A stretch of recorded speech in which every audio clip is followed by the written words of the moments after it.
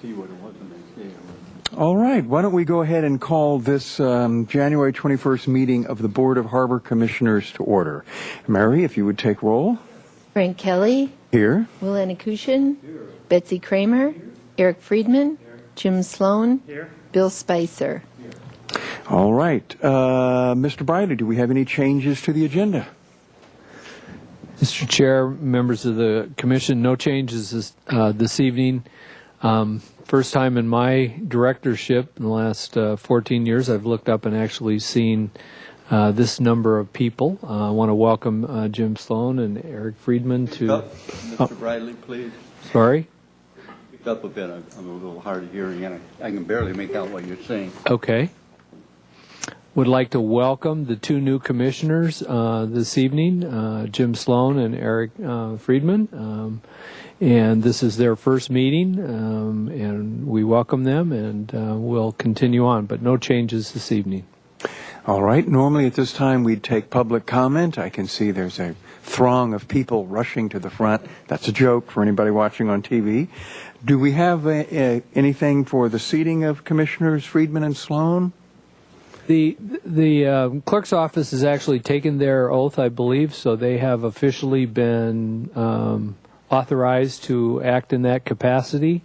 We certainly can ask them if they would like to make any comments this evening as their first meeting, but I think that would be up to the chair and the new members. Gentlemen, you don't have to speak if you don't wish.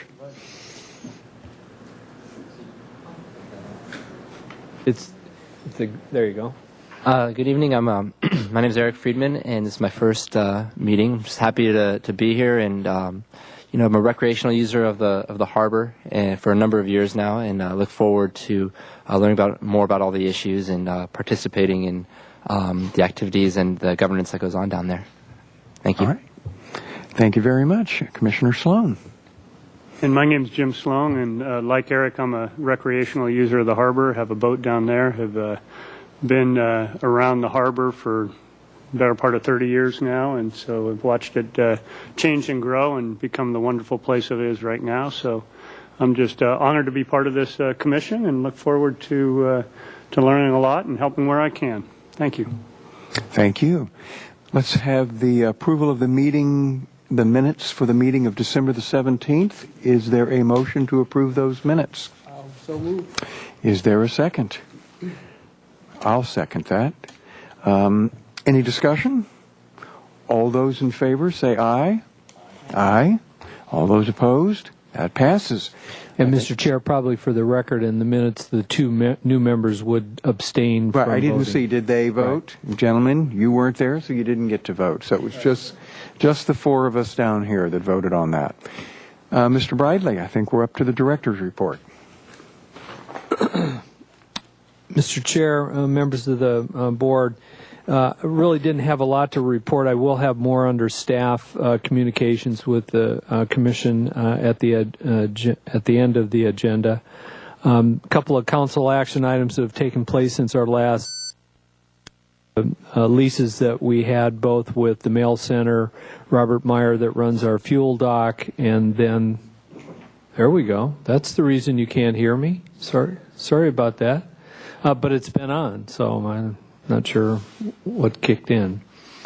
Let's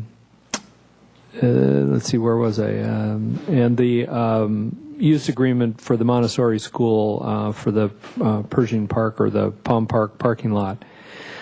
Tentative agendas for the February meeting, Santa Barbara Sales Center agreement, hopefully we'll have ready.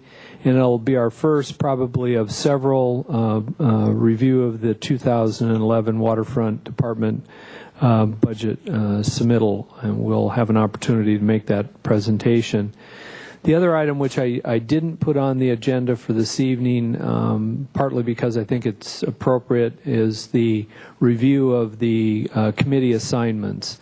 We've got two new commissioners. I didn't feel that we jump right into that the first meeting, but probably next month we'll put it on there and talk a little bit about their participation if they're interested in some of our ongoing committee assignments. So I think that completes the director's report. All right, are there any comments or questions for Mr. Bridley from the Commission? Then let's slide right off to the Facilities Management Report.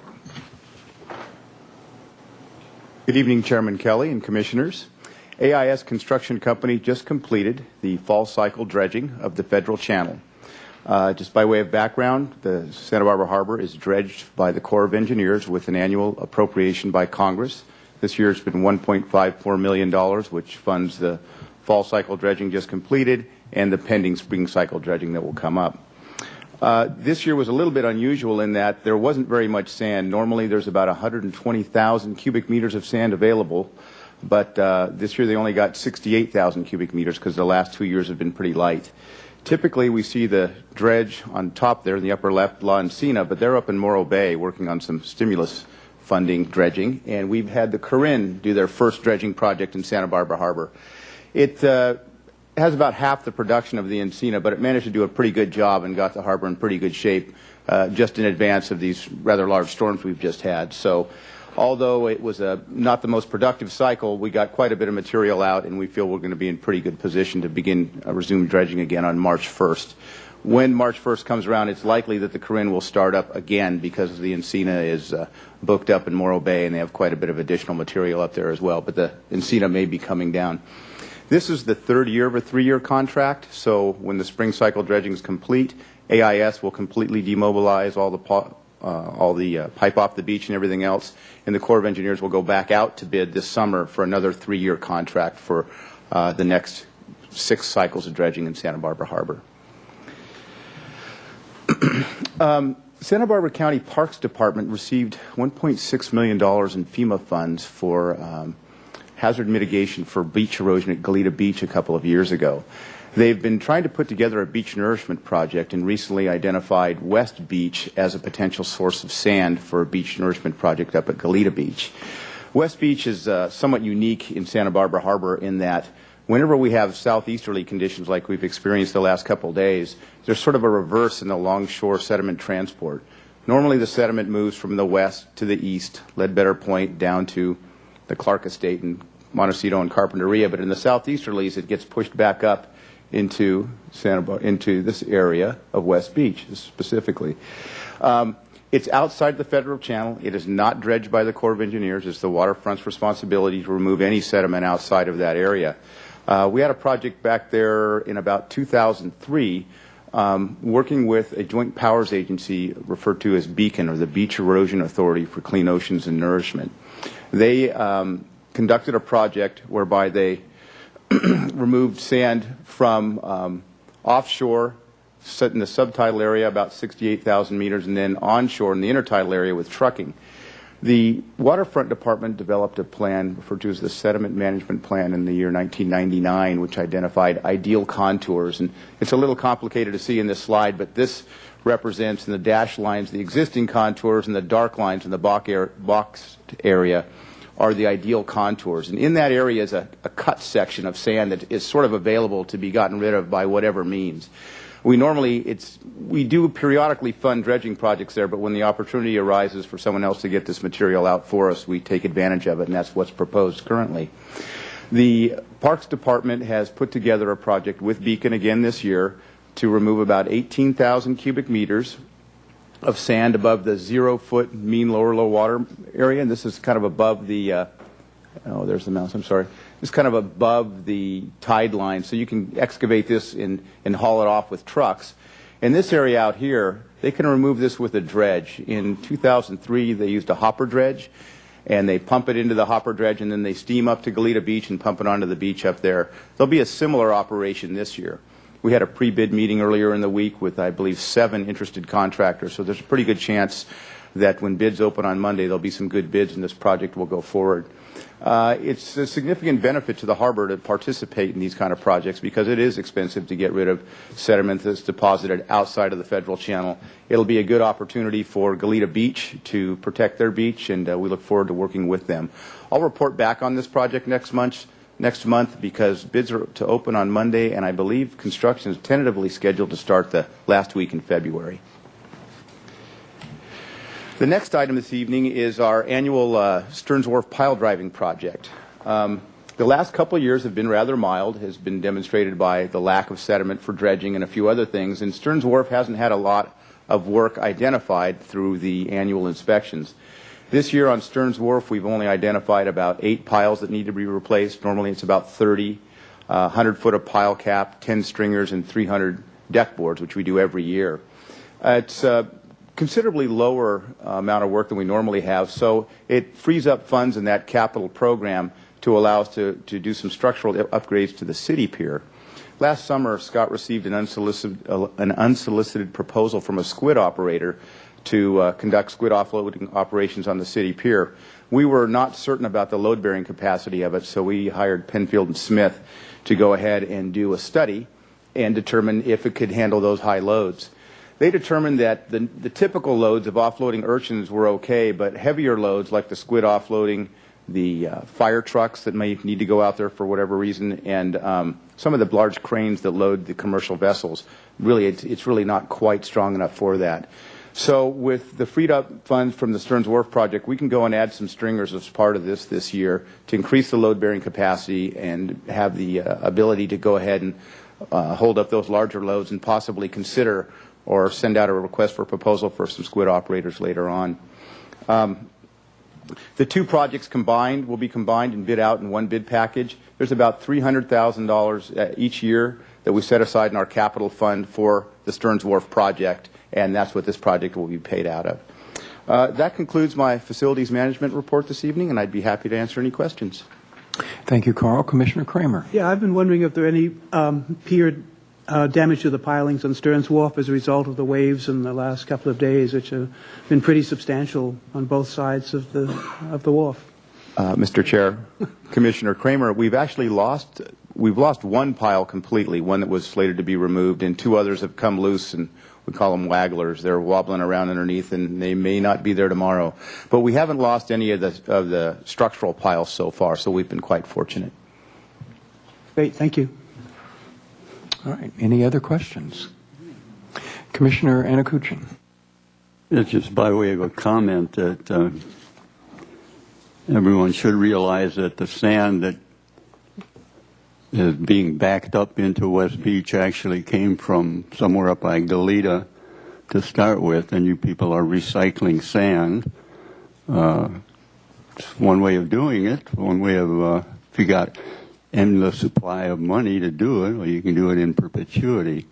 But it would make a lot more sense to find another source for the sand, because if you were to intercept it up coast, you wouldn't have the problem of getting it out of here in the first place. But it seems that the program is fait accompli, and nothing much can be done about it. But I did want to make that comment because I think it's appropriate. Commissioner Kramer. I have one more question. Has there been much infilling in the channel as a result of the storm? I meant to add that question as well. Commissioner Kramer, they stopped dredging on Sunday. That's when when the swell started to hit, and they did a survey at that time, but it hasn't calmed down enough to conduct another survey. I would expect there's been considerable infilling, which will make the next cycle hopefully productive. It's typically what happens with storms of this nature, but we won't know probably till early next week. Carl, I have one question just as a means of information for all the commission. You mentioned the cycles. What would the normal cycle of dredging the 2 pairs be in the average year, if you wouldn't mind elucidating for us? Chairman Kelly, I'd say probably over the last 30 or 40 years, they remove about 120,000 cubic meters each cycle, or combined 240,000 cubic meters in a given year. It's been pretty consistent, some years higher, last year was a little lower. And the time frame within which they do the 2 cycles? I'm sorry, that fall cycle is almost always done in November into December. We started a little late this year because the dredge was busy in Morro Bay. And the spring cycle is usually done in March, starting in March and completed by the end of March. Okay, thank you very much. Any additional questions or comments for Carl? All right, the Harbor Operations Report. Good evening, Mr. Chair and Commissioners. In 2006, the City Council passed a resolution which was sort of the one of the end results of years of planning to establish a permitted mooring area east of the wharf. And as part of that endeavor, 46 mooring sites were established. Also, as part of that resolution and part of the many facets of it, was the requirement that any time the number of permittees was reduced to 30 or fewer, the city would undertake a lottery, a public general lottery, to fill out those remaining spaces. Well, in the first couple of years, in 2006 and 2007, we conducted lotteries just to get it above that 30 level. And we've remained there since October of 2007, when the last lottery was conducted. But over the last year or so, owing to some individuals voluntarily relinquishing their mooring permits, some mooring permits being terminated for lack of payment or lack of compliance with requirements to have them re-inspected and redeployed by city-approved inspectors, we are at, in fact, that 30 threshold again, exactly 30 as I speak. And so what you see here is a distribution of the various mooring sites that are available for permitting. And so what we're going to do in compliance with the City Council resolution is, beginning February 3rd and ending March 3rd, we're going to conduct an open window where individuals can apply for a lottery permit. And at the March Harbor Commission meeting, Chairman Kelly, this is something he's very used to by now, will be drawing names and ranking those applicants. And after that, we will go through the task at the staff level of making the offers and assessing which ones fit in which spaces appropriately. As you can see, they're fairly evenly distributed, the available sites, although not perfect in distribution. Therefore, say, for example, if you are ranked number 4 and you would expect, well, for sure they have 16 sites, I'm going to get one. That's probably the case, but I can't assure that will be the case, because these going from shoreward to seaward are based on depth, and depth, of course, is related to the size of the boat and the amount of road that would be established on that mooring site. So we'll do our very best to accommodate applicants, but our main goal is to fill the mooring site with good permittees, responsible ones, and we will continue to do that as the program moves forward. The applications for the lottery will be available on our website at www.santabarbaraca.gov, and then folks can just click on departments and then click on waterfront. And beginning February 3rd, not tonight, but beginning February 3rd, there will be a link to the application, which can be printed out and filled out and can be faxed or hand delivered to the office. If somebody wants to fax it to the office, they should fax it to 805-897-2588. That's 805-897-2588. We'll also have applications available at the waterfront office, at the harbor master's office, and we will be advertising the availability of the lottery window period in local newspapers and in the Log newspaper, a regional yachting newspaper in Southern California.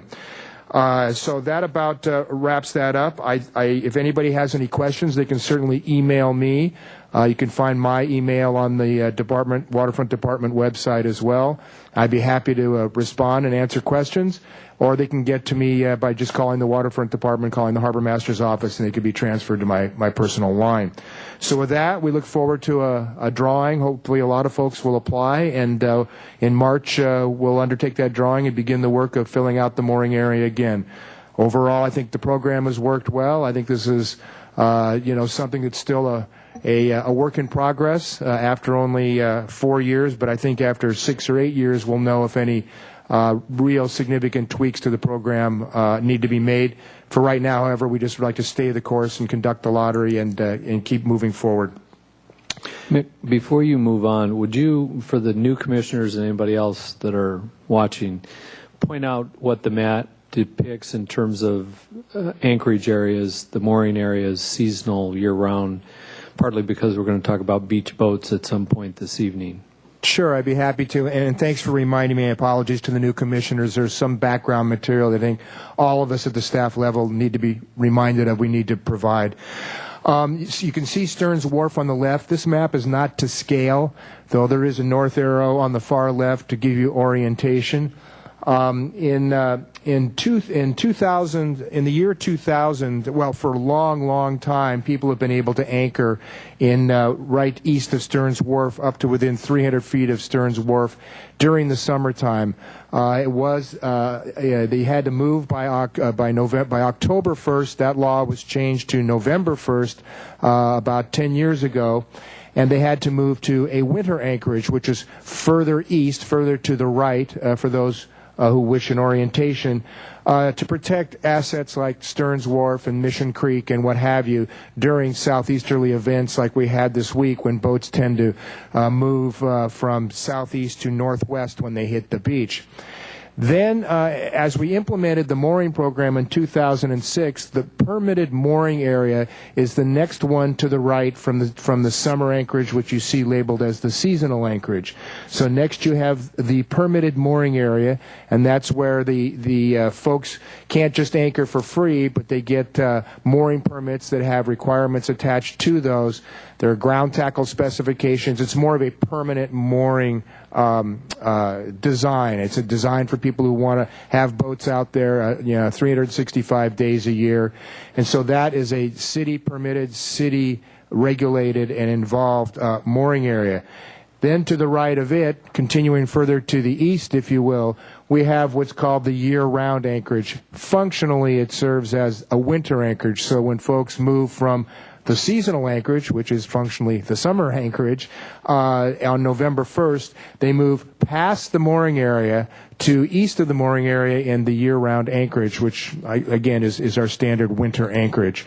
You can see also the bathymetric depths are labeled in the middle of the mooring area, so you can have a sense of how deep those moorings are. And again, as I noted, that is not unrelated to the size of boat and the amount of road or amount of ground tackle that's required for those moorings. I hope that helps.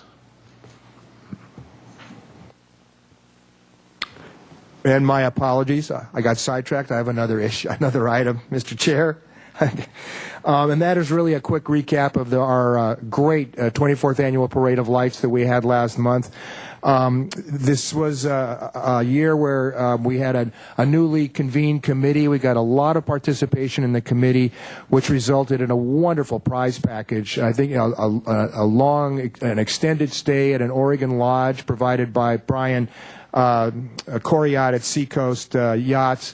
And $1,500 spending cash was part of the first prize package, which went to the fishing vessel Perseverance, owned by Bernie Friedman. You may know Bernie. He's the one that supplies those wonderful farm-raised oysters and mussels at the Harbor Festival that we see every year. But it was a marvelous time. Thousands of people flocked out to the wharf and out on the breakwater.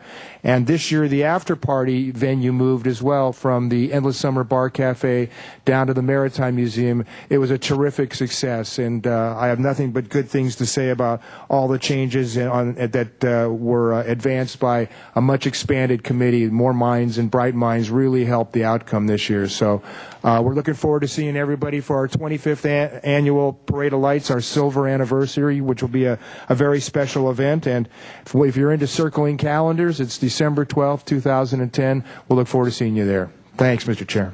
Thank you, Mick. Commissioner Spicer. I just wanted to first thank Mick and the entire staff for the Parade of Lights. That was a wonderful event, and I was asked to participate, and I thoroughly enjoyed it, and it came off well from my point of view. I did have one other question, and I apologize I didn't give you a heads up. Last month we talked about the spill and the great response that everybody had of cleaning it up. And you mentioned that was a Coast Guard would follow up with the investigation, and I just wondered if there is any news, and if there isn't, if perhaps you could inform us in the future. Mr. Chair, Commissioner Spicer, certainly. There is follow-up news. The Coast Guard was able to take petroleum samples, lube oil samples from the bilge of vessels that it hadn't been able to take the day of the event that had departed the dock that day. And to my knowledge, there's been no conclusion relative to those tests. I'm told it takes quite a while. In my mind, I imagine it is like a DNA study, but it takes quite a while to see if there's a match or not. My contacts at the Coast Guard have assured me that they will let us know if, in fact, they have any conclusive evidence. There's a percentage that has to be of matches in a various elements of a profile, of a petroleum profile, that have to match for it to be worthy for them to file a case. But I will certainly keep the Commission apprised. Commissioner Kramer. Yes, I'd like to ask about the boats on the beach and how many boats on the city beach, how many, if any, came from the mooring area, and they look like fairly substantial boats and walking along the beach, from what I could see. Mr. Chair, Commissioner Kramer, I know in staff communications we'll be talking about a few of these issues, but just a quick answer to that. As of today, there are 9 vessels on the beach, on city beaches, and to our knowledge, 4 on county beaches. Or we also have one that we believe was sunk in the year-round anchorage. And I believe one of the 4 that I'm referring to on county beaches is actually underwater on the seafloor in Goleta Bay. I believe it may have struck the Goleta Pier. Of those 9 on city beaches, 1 came from the mooring area. I'm relieved to report, though I know this is of no relief to the owner of the vessel. I spoke with him today, that it was not a failure in mooring tackle per se, that it was, and it always comes back to the weak link of the chain, and it's actually in our ground tackle specifications. It came back to, it looks like, a failure of the pendant that attaches the vessel to the mooring, which is a function of maintenance and attention by the vessel owners themselves. And so it's a difficult situation, but none of the mooring ground tackle dragged or failed to the best of our knowledge. That's really good news about the tackle. The other 8 came presumably from the seasonal anchorage, the winter anchorage. The other 8, I believe, all came from the winter anchorage, or they may have started in county waters and moved from southeast to northwest and landed on city beaches. Great, thank you very much. Sure. I do have one other question in terms of the Parade of Lights. You list the grand winner. Are the other winners listed on the City website? So many of those boats were really beautifully decorated that I think they, I assume that there were other winners, and it'd be nice if they were all listed as well. Commissioner Kramer, they are indeed listed on the city website. I could name them right here. I've got them if you'd like that as well. Great, I think you should. Sure. Obviously, commercial fishing went to Bernard Friedman as well, since he was the grand prize winner. The commercial other category was Paul Norrie on the Grand Times. The powerboat winner was Dave Delory on the Arboleta, and the sailboat winner was Nick Icey on the Isn't It, and the human-powered winner, the only one who actually braved a chilly evening to row around in a beautifully lit kayak, was Tara Brown. Oh, okay, great. Okay, thank you. Yeah. All right, are there any further comments or questions? Okay, thank you, Mick. New business. Mary. Proposed lease agreement with Santa Barbara Chamber of Commerce. Recommendation that Harbor Commission review and recommend to the City Council approval of a 5-year lease agreement with Santa Barbara Chamber of Commerce for the 400-square-foot visitor center site at 1 Garden Street. Good evening, Mr. Chair, Commissioners. The Chamber of Commerce Visitor Center has leased its site since January 1988. It's located on the corner of Garden Street and Cabrillo Boulevard, adjacent to the Garden Street parking lot that Waterfront operates. The lease specifies that the site is primarily to be a visitor information center, a nonprofit, but it does also permit the sale of incidental items such as logoed T-shirts, bottled water, books and magazines, and the like. There is no base rent for this lease, but there is a percentage rent. The tenant has to pay 10% of its gross sales in excess of $70,000 in a year. They typically do $75,000 to $80,000 in a year, so we get a small payment out of it. But this has never been a big money deal for the Waterfront Department, obviously. It also doesn't cost the Waterfront anything to maintain this building. The Chamber is responsible for all maintenance from the foundations to the roof, any repairs, and any staffing of the site. So we don't incur any costs from this operation. The term of the proposed lease is 5 years. Base rent will remain at zero. Percentage rent will remain at 10% of gross sales above $70,000. And the required hours of operation are at minimum of 11 to 2, 360 days a year. However, they operate typically 9 a.m. to 6 p.m. in the summer and 9 a.m. to 4 p.m. in the winter. Visitor Center staff estimated that they helped and served approximately 182,000 visitors last year, which is slightly down from the year before. I believe it was approximately 200,000. And that concludes the report, unless there are any questions on the Chamber of Commerce Visitor Center. Thank you, Scott. Are there any comments or questions for Scott? I just have one question then, Scott. Since the Chamber is responsible for the maintenance of the building, do we periodically inspect the building to make sure that they are indeed performing said maintenance? Mr. Chair, the timing of your question is ironic. We recently, as you know, inherited the immediately adjacent public restrooms that were built and maintained by Parks a few years ago. And so in the course of inspecting those restrooms, which are our responsibility, we took a look at the neighboring roof above the visitor center, and it's in quite a bad state. So we're working with them to get that patched up. And the construction was supposed to start on Tuesday. Obviously, they didn't rip the roof off this Tuesday. Thank you very much. I just wanted to make sure that if we're going to give it to them, basically, that they're going to take care of it. All right. And it's good to hear that we did inspect it and they're going to repair it. So we have a proposal. Do we have a motion for the proposal? Yes. Okay. It's been forwarded. Is there a second to that motion? Second. Okay. Is there any discussion? All those in favor, say aye. Aye. Opposed? Passes unanimously. So we're off to the Marina One replacement project. Recommendation that Harbor Commission receive a report on the Marina One replacement project, Phase 1 Waterside Construction Plan. Mr. Chair and Commissioners, Marina One is the largest marina in Santa Barbara Harbor with 592 slips.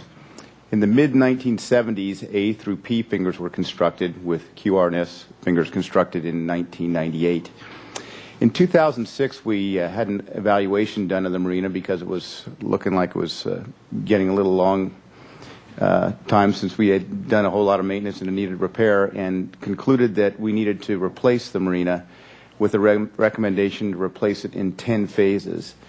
The recommendation to replace it in 10 phases was for three primary reasons, one of which was to minimize disruption to boaters by doing a relatively small construction phase at a time, minimizing the number of vessels displaced at any one time. There's 520 vessels in A through P fingers, and it would be really tough to move that many vessels out of Santa Barbara and to find other berthing in nearby harbors, which were quite far away, and also to reduce the incremental increase in debt service every year with money that we would borrow to fund that project.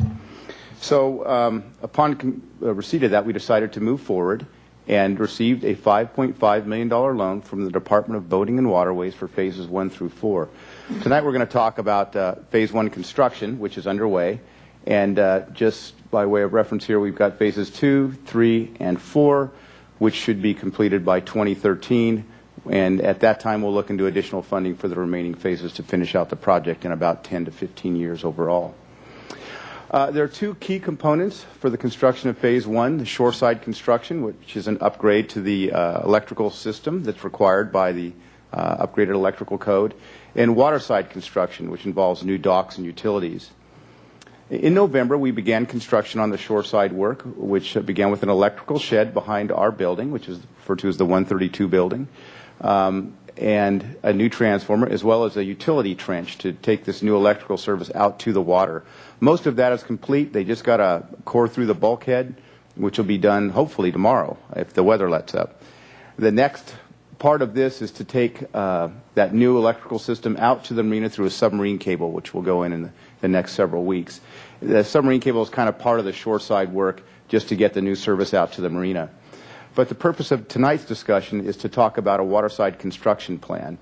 This is a pretty complicated project, as you can only imagine, and We've been working with AIS Construction Company, whose subcontractor is Bellingham Marine Industries. We'll refer to them as BMI. And they're pretty much the biggest company in marine construction for building docks throughout the West Coast and overseas and back east and everywhere else. So fortunately, we have them on board. They've identified 3 major impacts to boaters, including utility outages, access to boats, and displaced vessels. So we'll talk about all of those. We've also identified 4 main stages of construction. Those include Stage 1, temporary utility connections. Stage 2 is the actual dock assembly itself.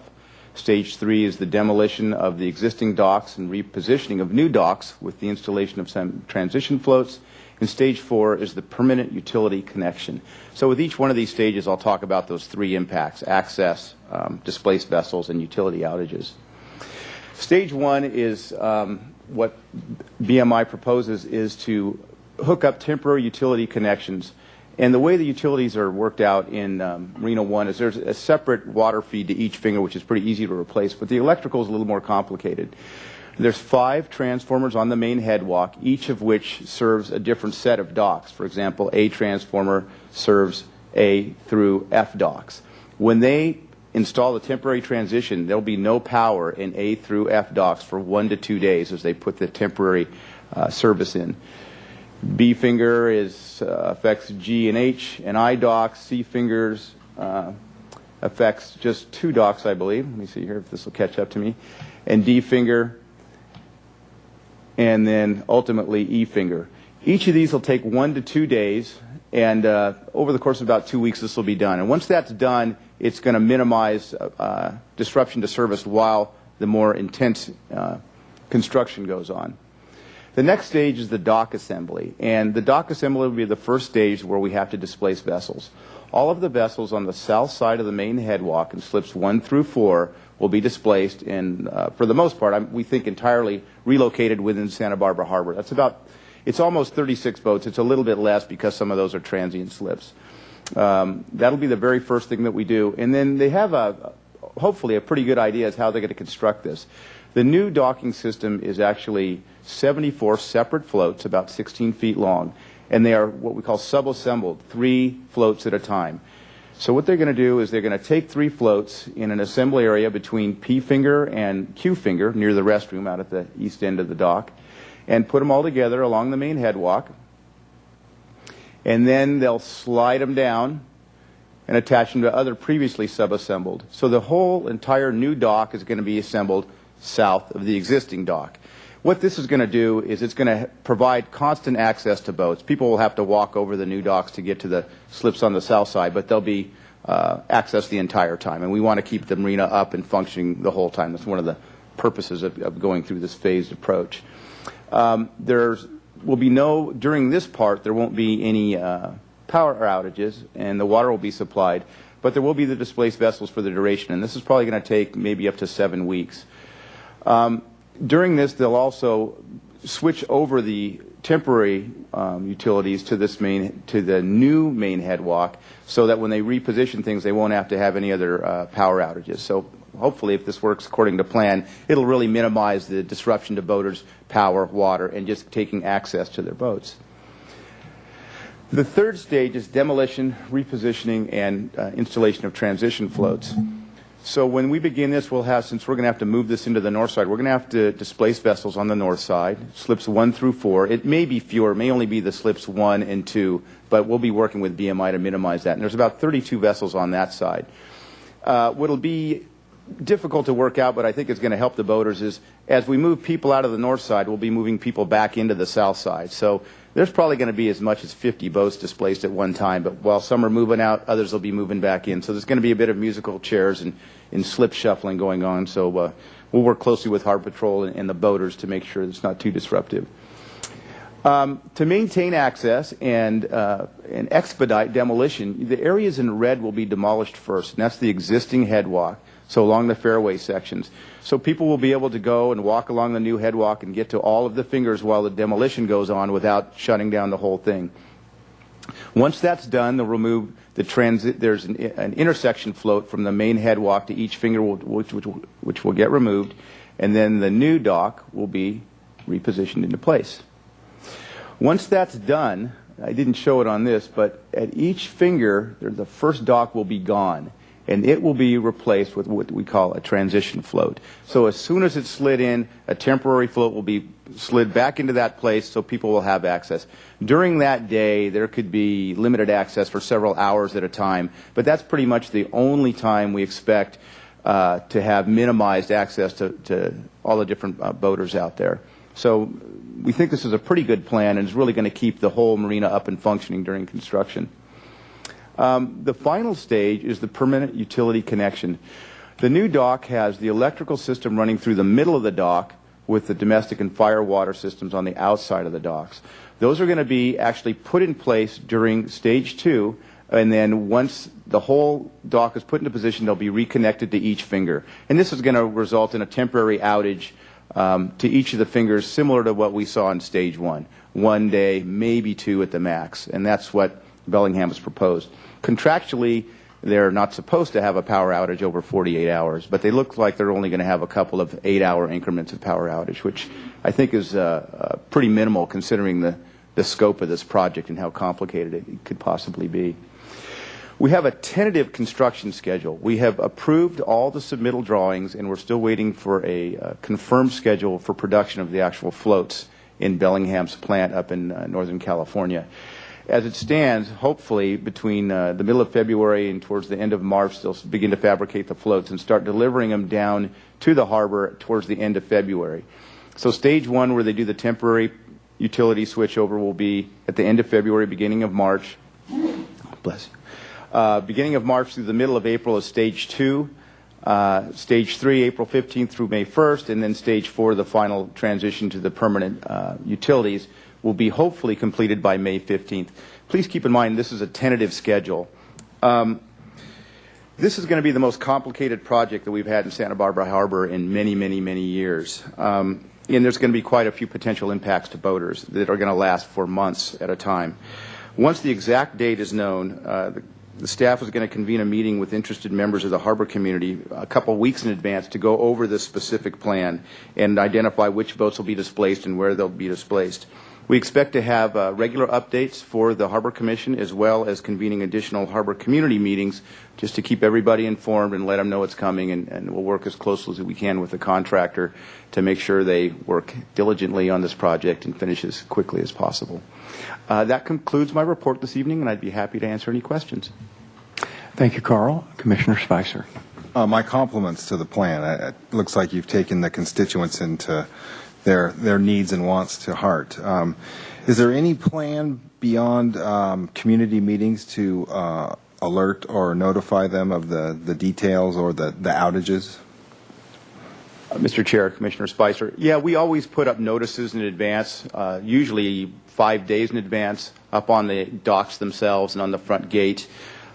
We had a couple successful harbor subcommittee meetings 2 years ago, and we thought we were going to get started. It was kind of delayed for a while, and we expect to invite those same people. They were well attended, and they helped get the word out so people will know what's going on.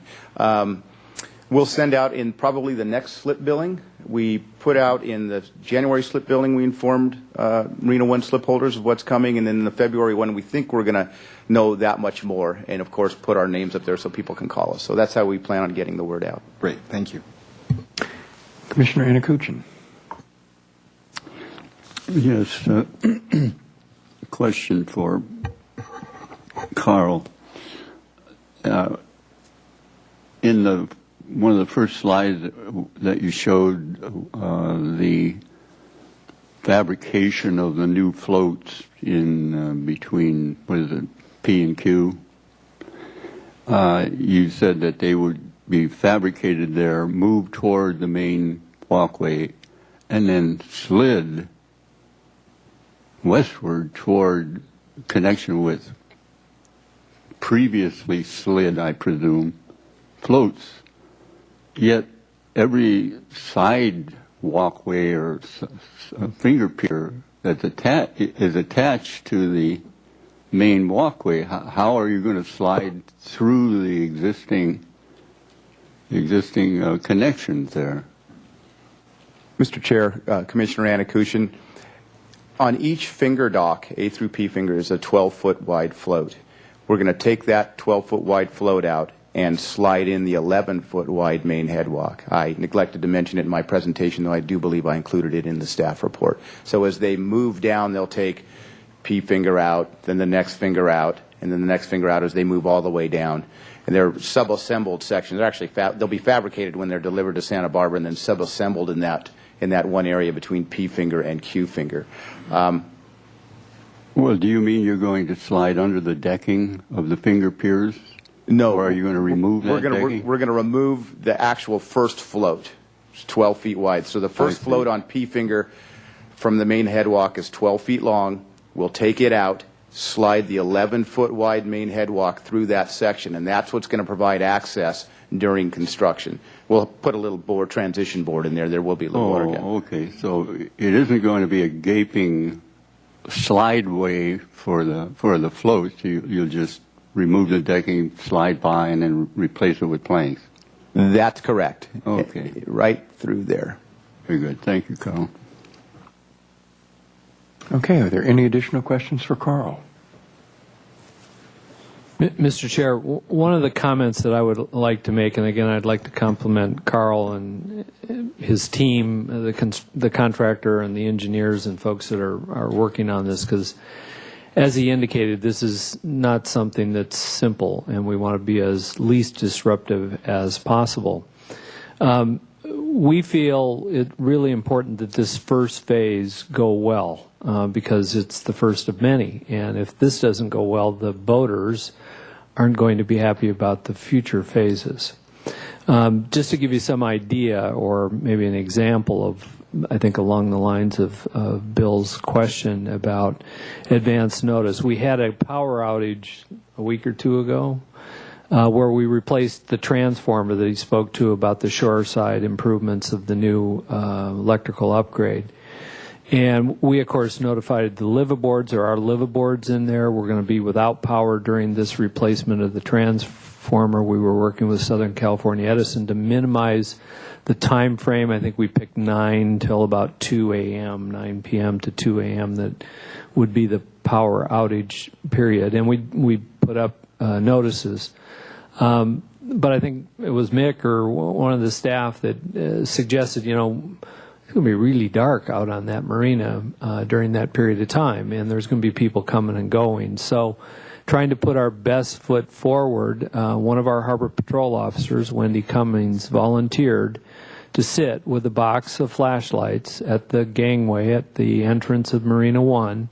And for anybody that wanted, we would provide a flashlight, which we didn't want back, that they could take and use to walk to their slip during that evening. And fortunately, the power outage went much quicker than we had anticipated with Edison, and I think we only lost about 12 flashlights, if I remember right. So it wasn't bad. But it's an example of I think, staff's intent to try and make this go the best that we can. We know it's going to be disruptive. We know there's going to be times when it isn't going to be as smooth as we would like it to be, but we're certainly trying to think of that in advance. Thank you, Mr. Bradley. And I hope that the harbor community is going to enjoy the wonderful new main walk, because the old one is literally falling apart. If anybody knows what they're looking at, when they look at it, they can see that the fastenings for the whales literally are just patched into place. And if they were down during the recent any of the recent storms, the amount of surge was large. And that's literally what makes it just all start to come apart. And once that happens, it's too late. So I think we're doing it at just the right time. So if there are no further comments or questions? Sure, I did have one. Okay. Commissioner Friedman. I just noticed that it says Cox Cable will be the only telephone provider once this is done. And I just want to be sure that when the public comes out, it's a small issue, but it might be something that comes up in the public meetings. So if there's an answer for the public on that, I don't know previously if there was other telephone providers out there, because some people might have to switch over. So it's just something to be aware of during public comment when you're meeting with the public. Mr. Chair, Commissioner Friedman, that's a very good question. We do have Verizon out there as well. There's only 14 subscribers. There's so few subscribers, and it was almost impossible to find where all of them were, that we decided to go just with Cox. It's considerable expense to have two providers out on the marina, and Verizon originally didn't even really want to provide service out there. We contacted each of the subscribers that we could already, giving them about 60 days notice that they would have to switch over. So, and I was able to get in touch with almost everybody. We have a couple of payphones out there, I think, and those were the ones that I couldn't, well, one payphone that I couldn't get in touch with. But that's a very good question. I included that in the staff report as well. We've tried to get in touch with everybody, and if anybody has any questions and is watching this, they can contact me, and we can put them in touch with Cox. Thank you. All right. So I think if that's it on that point, thank you very much, Carl. An excellent report. We're off to the fiscal 2010 mid-year budget review. Recommendation that Harbor Commission receive and review a status report on the Waterfront Department fiscal year 2010 mid-year budget reviews and expenditures. Mr. Chair, Commissioners, we just have a brief PowerPoint tonight to update you on the status of the actual revenue received for the first 6 months of this current fiscal year 2010, that is July 1st through December 31st. We'll also compare that revenue to the year-to-date revenue for last fiscal year, just for a sense of how we're performing compared to last year, same time period. Look at the largest variances, and then we'll finish off by reviewing expenditures, year-to-date expenditures as well. This is a summary of the revenue that we've received to date. As you can see, there's been a slight decline in property management revenue, about $31,000, $32,000, or 1.4% variance. And that's clearly due to a decline in sales of our tenants and a decline in percentage rents that we've received from some of those businesses. Financial management is down about $30,000 compared to last year. Again, financial management is the interest received on our reserves, and that's simply a function of interest rates, again, and the economy's effect on those. We see an increase in parking revenue of $210,000, or 23%, over last year at the same time period, and that's as it should be. As you will recall, we raised the parking fees almost across the board, so we should be seeing an increase there. And likewise, the marina management program is up by about $225,000, and that is obviously due to increases in slip fees, and also slip transfers seem to have rebounded somewhat, and we'll talk a little bit more about that in a minute. This is we're going to look at each program in a little bit more detail, and I'm not going to go through it line item by line item, but like I said, I did want to explain some of the largest variances. For example, the top two rows, if you look at commercial and food service leases, again, this is where our percentage rents are down a bit, about $116,000 in the commercial leases and the food service leases, so we're down a bit there. This is somewhat mitigated by a big jump in the miscellaneous revenue line item. We budgeted $87,500 for the whole year. We've already received $98,000 halfway through the year, so we've surpassed our budget expectation for miscellaneous revenue, and that's due to a windfall, if you will, when we had 3 cruise ships come visit in May, if you'll remember, and the payment didn't post until just after July 1st, so the payment came this fiscal year. So that's what you're seeing there in the miscellaneous revenue. And again, financial management on the bottom row, our budget target was $125,000, which was dictated by the finance department, and we have exceeded that already this fiscal year, so that's encouraging.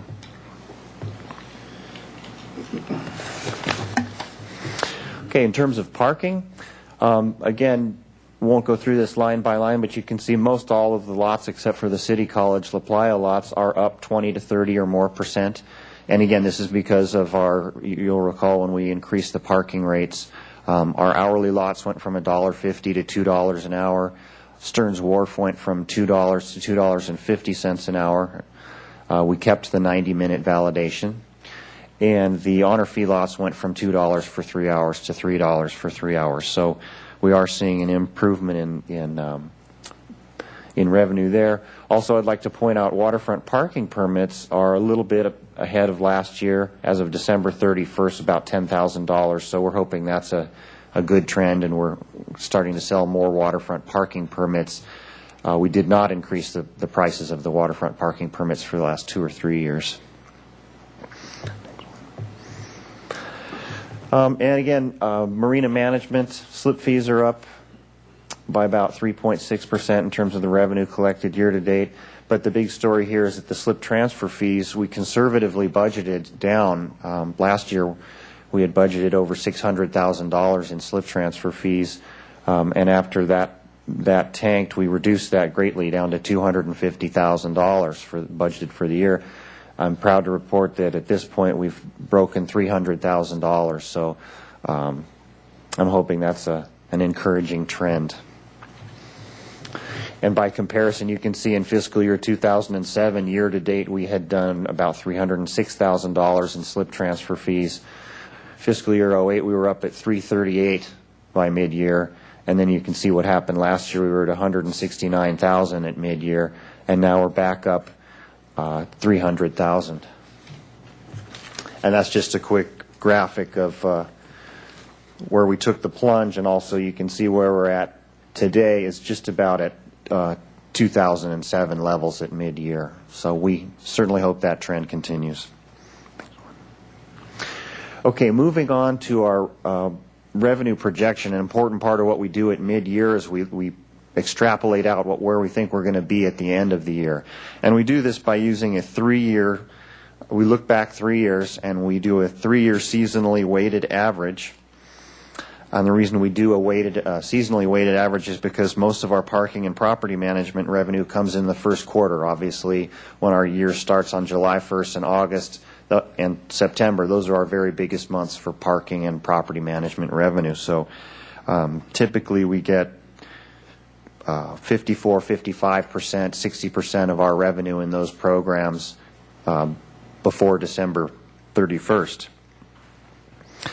So as you can see, if this pattern holds true, we would finish the year at about $70,000 under budget in property management, approximately $50,000 over budget in financial management, and $68,000 in parking services, and $213,000 in marina management. So if this holds true, we should finish the year about $200,000 to $250,000 over budget, which is really right on track, and about 2% over budget in terms of revenue. However, extended periods of bad weather could definitely throw that off. Next one. Okay, the department is organized, moving on to the expenditures by program, the department is organized into 9 different programs, the largest programs being the administration and community relations program, followed by harbor maintenance and harbor patrol. Those are our bigger programs. And as you can see, most of them are tracking right around 45–50% of budget. And this is either monies that have been expended or monies that have been encumbered. And I'll explain the difference there in a second. Really the only program that's a little bit out of whack is property management, keeping in mind that that's one of our very smallest programs expense-wise.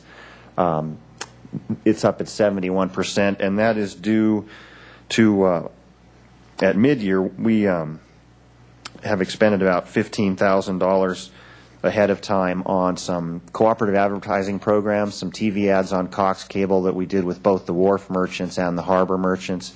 And additionally, in our professional services line item, for some reason, money for our lobbyist, our dredging lobbyist, Del Smith in Washington, D.C., that was being pulled out of the property management program, and it really should be pulled out of the administration program. So we can do a journal entry and fix that, and that'll balance out. But we're about 54% expended at mid-year, and that's including the encumbrances. That includes $566,000 in encumbrances such as janitorial contracts. What an encumbrance is a promise to pay when we enter into a contract at the beginning of the year. And a good example is our janitorial contracts with Work Incorporated. It's over a $200,000 contract. We also contract with Service Master for the Waterfront Center building. That entire contract amount is encumbered at the beginning of the year and then paid out monthly throughout the year. So it has a it looks like it's been spent already, but it hasn't actually. That's what an encumbrance is. Additionally, $565,000 has been transferred to fund capital programs, and the entire those expenditures in the administration and community relations program includes our entire fiscal year 2010 principal payment on our 3 debt service obligations. It's not like your home loan where you pay 1/12 each month. The entire principal for our Chandlery loan comes out on July 1st. The entire principal for our certificates of participation comes out on October 1st, and I believe our Wharf loan comes out on December 1st. So by the 31st, that whole entire principal obligation has been paid. So the overall effect of these 3 things is to sort of front load our expenditures, if you will, as of December 31st. So we're well below 54% expended, actually, and we should be right on track. And just to wrap up, the budget process is underway. We had our budget kickoff meeting last Wednesday, where the Finance Department and City Administration gave us our marching orders. We will be meeting with the Budget Committee in early February. I believe that's been scheduled. We'll bring you an overview to the full commission on February 18th. We have an appointment with the City Administrator on March 1st to discuss our submitted budget. We'll bring you our budget recommendation to the full commission on March 18th, and the budget will be filed with the City Clerk in April. So we have a very compressed budget cycle this year. Things are going to move very quickly between right now and when the budget's filed with the City Clerk in April. And then in May, we'll likely have the council hearings and work sessions and presentations, and then council adopts the budget usually in the last week or 2 of June. And that concludes my report. I'd be happy to answer any questions. Thank you, Scott. Does anyone have any questions for Scott? You know me, Scott. I always Got to have something. I always have to have a question for you. See if I can figure out. There's in the staff report, you indicated that you expect the revenue to decline in the 3rd and 4th quarter on our interest. Could you speak to that just slightly?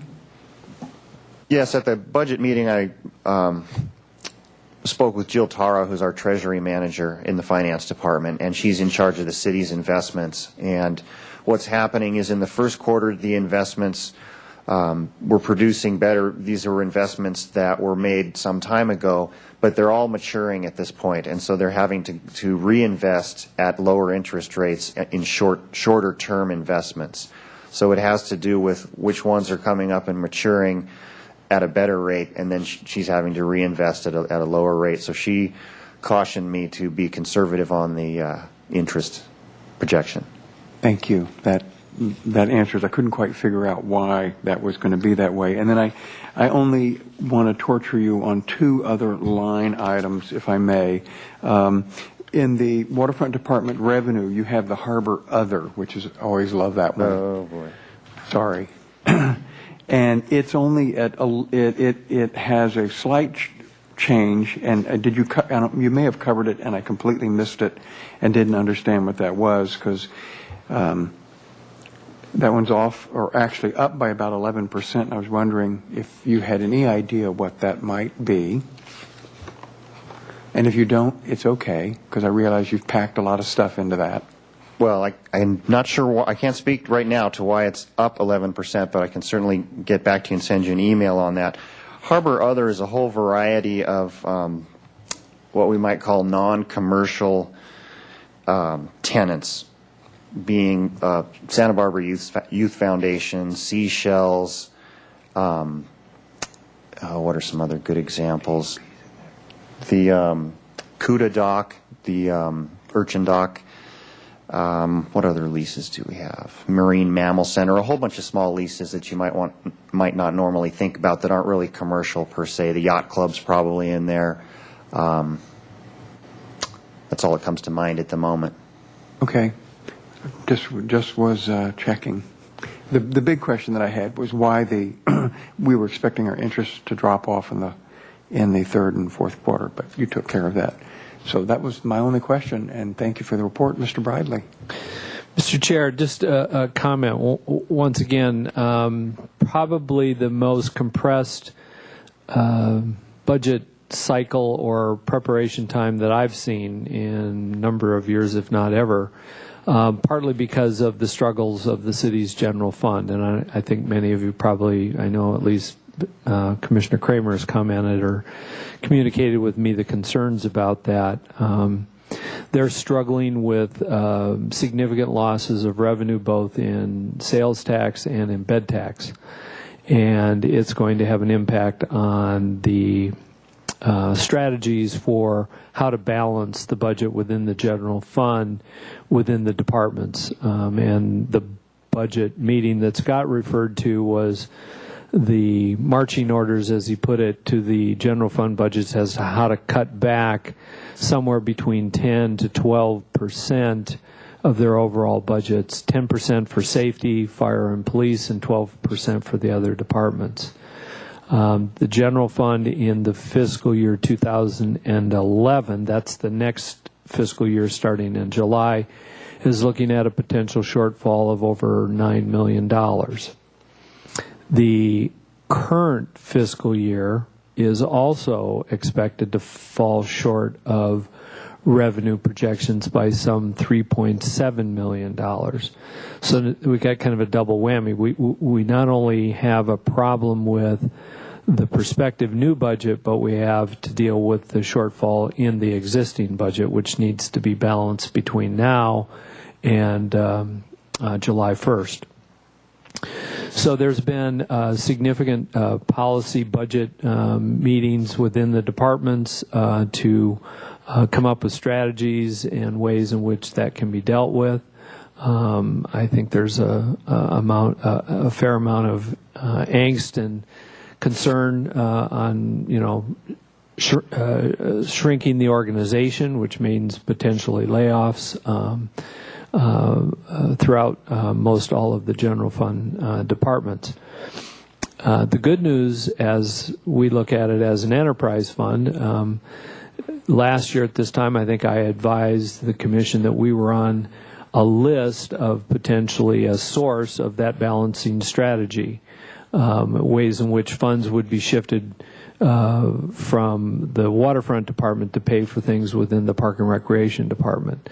The good news is, as part of the balancing strategies, there has been no proposed funding shifts that have come out of the city administrator's office. And last year, that's where that came from, is from our city administrator and finance department. So that's kind of the good news. I don't think we're out of the woods yet, necessarily, because there's still a process by which the city council will provide feedback on how to make those balancing strategies work, both within the existing year budget and the upcoming year budget. But the good news is the boss, so to speak, isn't recommending that that's what take place. So our budget will be somewhat routine from the standpoint of, was just last year or last February, we were kind of going through the same thing. We don't have a target to find a way to come up with an additional $250,000, which is what it was last year that we were looking to come up with. And with Scott's encouragement of some revenues coming up, such as boat sales and transfers, and albeit we got some of our commercial tenants that are obviously feeling the impacts of the current economy, I'm hopeful that it won't get any worse than it's been. And if that's the case, I think we might be out of the woods for the most part. But next month will be the first opportunity for us to take a real closer look at what that means for each division within our department. All right, thank you very much. Just if I can clarify the point, the budget we're working on is, again, a one-year budget. Correct. Okay. So that brings us up to, if there are no further comments or questions on the mid-year budget review, then we're up to Commission staff communications. Mr. Chair, members of the Commission, as you know, this has been quite a week for us, and it probably could have been much worse of a week on a variety of different levels. I wasn't going to do a PowerPoint because I don't want to make more of the weather than everybody else already has. So I'm just going to, I think there are 10 photos here that Brian Slagle took, and we can go through them quickly, and you can look at what we've been watching all week long. And that's a significant erosion of our beaches, a significant amount of rain. I'm pleased to say the swell has been nowhere near what it was predicted to be. And had it been that way with 7-foot tides, which we're expecting next week, these photos would be dramatically different.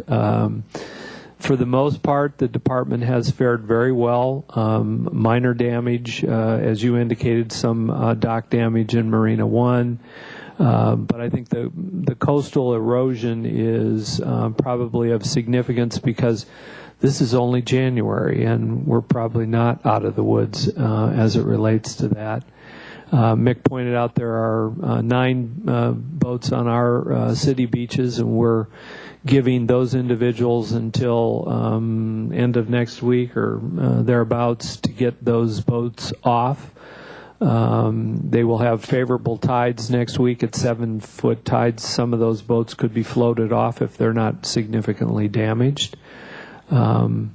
It's kind of Mother Nature at its best, quite frankly. It reminds us that we do have weather in California every once in a while. And I think this week was a real good example of just that. And if you've got any questions, those are just kind of what we've been looking at for the week. Commissioner Anakuchin. What were the dates of those photographs? I think they were within the last 2 or 3 days. There may be some of one day and some to the other. I know the sand berm photo that you saw, I think, was taken today of what's left in front of the maintenance yard and yacht club. One question, are we going to attempt, I don't know what the storm cycle looks like going forward or how much of the berm is left. Are we going to attempt to replenish the berm? That's a good question. Carl and I actually were talking about it this afternoon. I'm not sure there's enough sand to get to we certainly can't replace it without importing sand, which we did in '98, and it's very expensive and very disruptive. We actually took it from West Beach, trucked it through the yacht club parking lot, and dumped it there. It did what we asked it to do, and that it bought us some time and the tides and 3 or 4 days of significant southeast wind and wind chop. And had we had a west swell of 8, 10, 12 feet, it had been gone a lot sooner. So we'll assess that and see whether or not there's shoring that we can do in certain areas. But my gut would tell me right now probably not. All right. Commissioner Kramer. And since it's gone, one of the major problems in the waterfront, as I'm sure you know, is the pelican situation with the absence of roosting spots with the bait barge moved. When will that be returned? Do you have any question on that? Mick, because I know. They're hanging around West Beach. They're going into Cabrillo Boulevard, as the newspapers showed today. And in the harbor, and many of them are starving. So it's quite a problem. Mick talked to the bait barge. The bait barge won't go back until it's safe to put it there. Right. So I think that it's weather driven as to when it would go back. But is that within weeks, or do you think? Mr. Chair, Commissioner Kramer, certainly within weeks. The bait barge did sustain some damage even in the location it was placed. But the bait barge would have been destroyed had it not been. It would have been toothpicks, in the words of the owner. He was very grateful that we did it. Totally respectful of the notion of bird and mammal protection in the harbor. I think you're well aware. We work together. We do everything we can to get injured or ill birds to the Wildlife Care Center.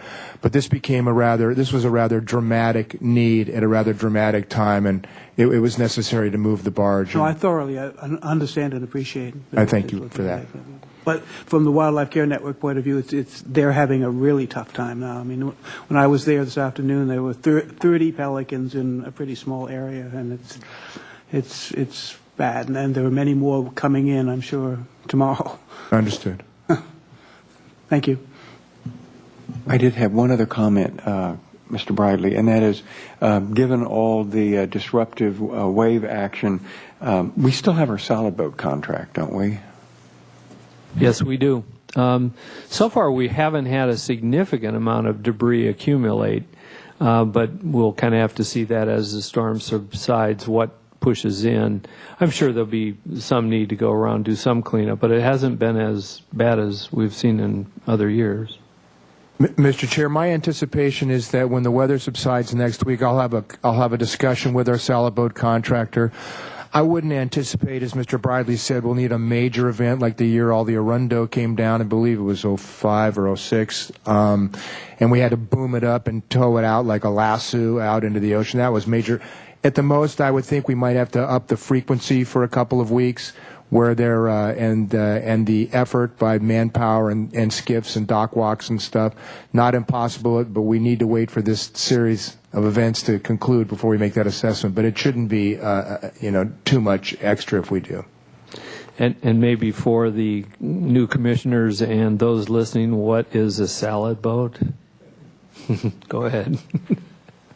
My apologies again, and especially to the new commissioners. A salad boat is a term of yes, a technical term for we have a contract with a local firm they actually bring a skiff and dock walkers down once a week, and they basically go around the harbor. We've been able to identify, you'll actually hear this from me in a month or two as part of my annual Clean Marina report. It'll get you up to speed on a lot of this.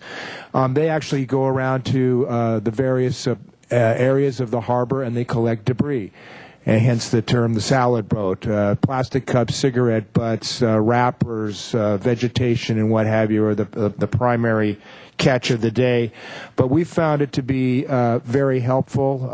The boat owners are able to interact with them and let them know where serious areas of concern are.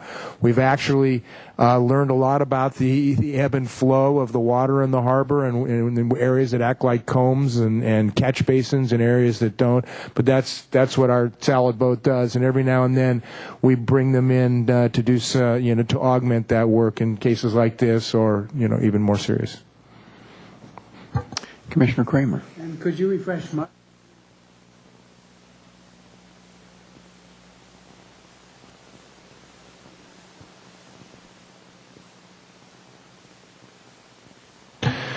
Sure, I'd be happy to.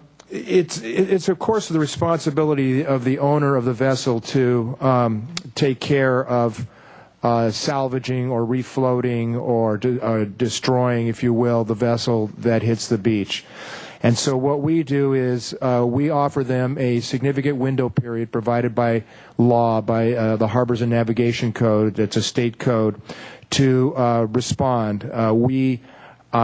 We call them, we try to contact them, we do everything we can. We give them a list of local salvers who are able to assist them in whatever means they want to approach it.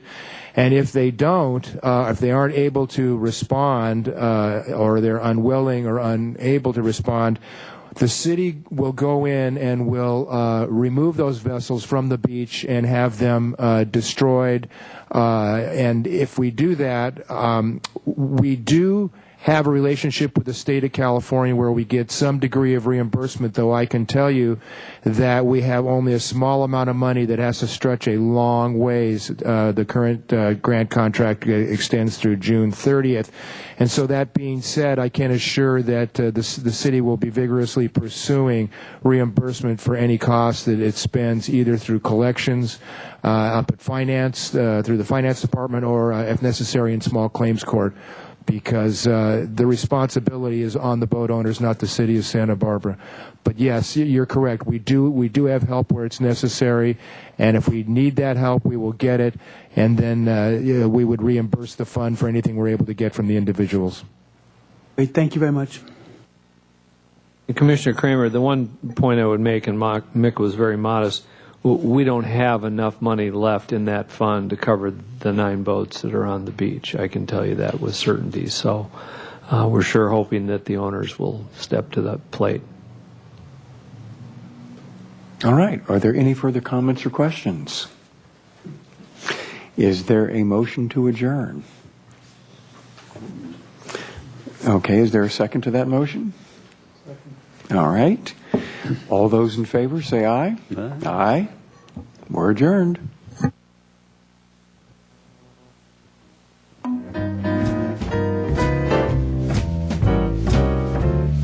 If you ever plan to motor